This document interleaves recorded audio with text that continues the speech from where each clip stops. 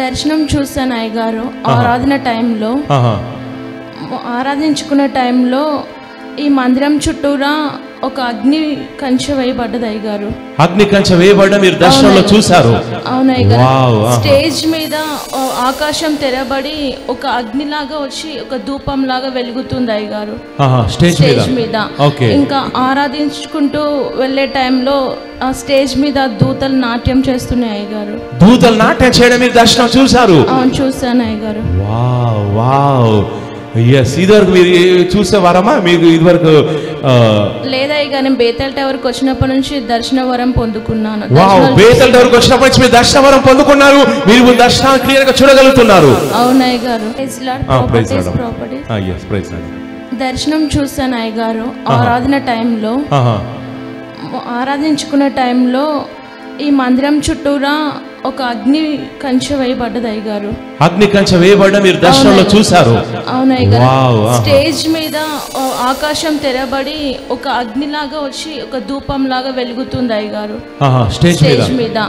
ఇంకా ఆరాధించుకుంటూ వెళ్ళే టైంలో ఆ స్టేజ్ మీద దూతలు నాట్యం చేస్తున్నాయి అయ్యగారు. దూతలు నాట్యం చేయడం మీరు దర్శనం చూశారు? అవును చూశాను అయ్యగారు. Wow wow. ఇదివరకు మీరు చూసేవారమ్మా? మీకు ఇదివరకు లేదా ఇక నేను బేతల్ టవర్కి వచ్చినప్పటి నుంచి దర్శన వరం పొందుకున్నాను. బేతల్ టవర్కి వచ్చినప్పటి నుంచి మీరు దర్శన వరం పొందుకున్నారు. మీరు దర్శనాన్ని క్లియర్ గా చూడగలుగుతున్నారు. అవును అయ్యగారు. వావ్. సో ఆరాధించేటప్పుడు చర్చ్ చుట్టూ అగ్నికాన్ని చూసారు. ఇంకేం చూసారమ్మా? ఆరాధన టైంలో యేసయ్య శిల్వ మరణం చూసాను అయ్యగారు. తనని కొరడాలతో కొట్టడం, అదొక రక్తం చిందించడం, అవన్నీ దర్శనంలో కనిపించాయి గారు. వావ్. చూసారండి. అందుకోసం మీరు ఆరాధన టైంలో ఉండాలి. ఎందుకంటే మీరు ఆరాధన టైంలో ఉన్నప్పుడు, ఆరాధిస్తున్నప్పుడు మీ యొక్క ఆత్మీయ నేత్రాల మీద ఉన్నటువంటి పొరలన్నీ కూడా తొలగించబడతాయి. ఏం జరుగుతుంది? ఎందుకంటే ఇది సినిమా థియేటర్ కాదు, లేదా క్రికెట్ స్టేడియం కాదు, లేదంటే పొలిటికల్ మీటింగ్ కాదు, లేదంటే ఏదో ధర్నా మీటింగ్ కాదు.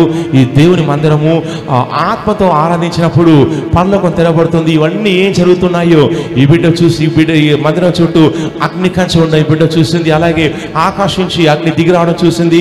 నెక్స్ట్ దూతల సంచారం చూసింది, సిలువ చూసింది. ఇవన్నీ దర్శనాలు. అందుకోసం మీలో చాలా మంది నాకు దర్శనం ఏం కనపడడం లేదంటే కళ్ళు తెరబడాలి. అయితే దర్శనాలు చూసేటువంటి అభిషేకం కలిగినటువంటి మందిరంలో పాలిభాగస్లో ఉన్నప్పుడు, ఆరాధించినప్పుడు అప్పుడు కళ్ళు తెరబడతాయి. అప్పుడు దర్శనం చూస్తారు, కార్యాలు జరుగుతాయి. మీకేం మార్పు వచ్చిందమ్మా? కొన్ని 2 వారాల నుంచి వస్తున్నారు. మీలో ఏం మార్పు కనిపిస్తుంది? ఇక్కడికే రావాలనిపిస్తుంది అయ్యగారు. నాకు ప్రశాంతంగా ఉంది. తర్వాత ఆరాధించుకునే టైంలో అంటే ఇంటికి వెళ్ళాక కూడా ఎక్కువసేపు ప్రార్థనలో ఉంటున్నాయి గారు. అంతకుముందు ఉండకపోయేదాన్ని. ఓకే. సైతాన్ని ఎలా జయించాలో బాగా నేర్చుకుంటున్నాయి గారు. ఎక్కడి నుంచి వస్తున్నారమ్మా మీరు? హన్మకొండ నుంచి. హన్మకొండ నుంచి వస్తున్నారు? వావ్. హన్మకొండ నుంచి దాదాపు ఒక 160-170 కిలోమీటర్ ఉంటే హన్మకొండ నుంచి వస్తున్నారు ప్రతి సండే. సో వచ్చిన తర్వాత మీరు ఇక్కడ దర్శనాలు చూస్తున్నారు? అవునయ్య గారు. ఇంటి దగ్గర ఒకటి చిన్న ప్రాబ్లం జరిగింది అయ్య గారు. అయితే మాకు పైన ఉన్న వాళ్ళు ఎప్పుడు ప్రాబ్లం చేస్తూ ఉంటారు. వాటర్ విషయంలో మా వరకు వచ్చేవారికి ఎక్కువ వాళ్ళు వాడేస్తూ ఉంటారు. ఎక్కువ ట్యాప్స్ కూడా ఓపెన్ చేస్తూ ఉంటారు. ప్రార్థనలు ఉన్నప్పుడు నాకు దేవుడు చూపించారు. అయితే మా వరకు వచ్చేవారికి ఒక 3 days వాటర్ రాలేవు అయ్య గారు. వాళ్ళ వరకు వచ్చేవారికి వచ్చాయి, మా వరకు వచ్చేవారికి రావట్లే. అయితే నేను ప్రార్థన చేశాను. ప్రార్థన చేసుకున్నప్పుడు ఒక దూత ఆ పైప్స్ ని పలగొట్టింది అయ్య గారు. దూత పైప్స్ పలగొట్టింది? అవునయ్య గారు. ఆ యొక్క దర్శనం దేవుడు చూపించారు. సో తర్వాత ఏమైందమ్మా? అంటే వేస్టేజ్ వాటర్ చేస్తున్నారు మీ వరకు వచ్చే వారికి. ఓకే. అందుకే మాకు బిల్ ఎక్కువ వచ్చేస్తుంది అయ్య గారు. మీకు ఎక్కువ వస్తుంది. దేవుడు సహాయం చేశారు అయ్య గారు. వావ్. హల్లెలూయా.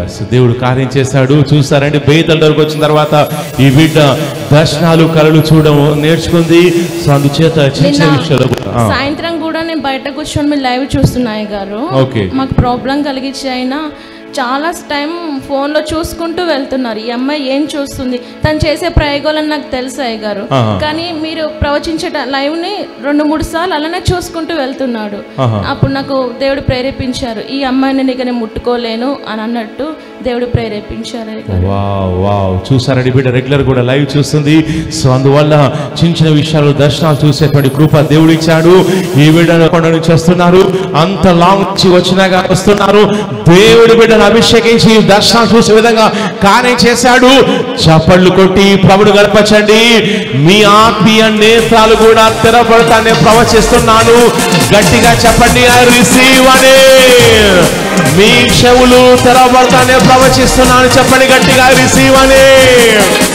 దూతల సంచారం మీరు చూస్తారని ప్రవచిస్తున్నాను. చెప్పండి గట్టిగా, రిసీవ్ అని. విశ్వాస వీరులుగా ఉంటారని ప్రవచిస్తున్నాను. చెప్పండి గట్టిగా, రిసీవ్ అని. దేవుడు మళ్ళీ బాగుగా దీవించుగాక. Yes, God bless you, God bless you.